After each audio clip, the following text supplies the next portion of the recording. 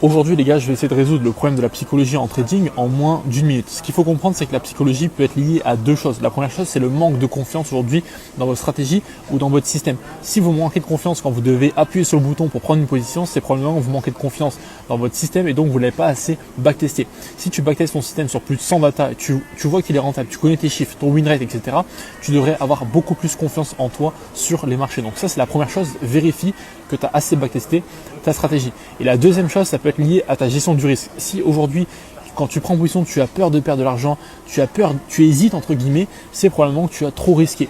Donc une chose qui est simple à faire, c'est que diminue ton risque sur tes positions jusqu'à temps que justement ça ne t'impacte pas.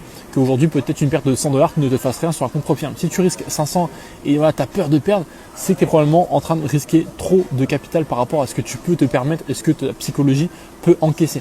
Et enfin, la troisième chose qui peut aujourd'hui être liée à la psychologie, c'est qu'aujourd'hui, vous n'avez aucune roue de secours. Que vous faites du trading, aujourd'hui, votre activité principale est surtout votre seul focus.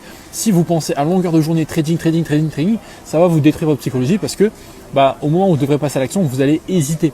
Tandis que si vous faites du trading une activité secondaire ou même un truc qui vous prend que 2 heures par jour par exemple, vous n'y pensez quasiment pas, et quand vous arriverez sur les marchés, vous serez beaucoup plus performant. En tout cas, moi, c'est vraiment ce conseil qui m'a aidé, c'est que j'en ai pas fait une obsession, entre guillemets, et d'y penser tout le temps. Je suis juste venu là comme un jeu vidéo où j'arrive sur un graphique, j'analyse et j'appuie sur un bouton. Et quand vous commencez à shift dans votre état d'esprit la manière d'aborder le trading et pas de vous mettre une pression constante en vous disant faut que j'arrive à devenir libre, faut que je fasse 10 000 € par mois avec le trading, vous mettez une pression personnelle et en fait ça vous détruit aujourd'hui sur comment vous réagirez sur le marché face à des opportunités.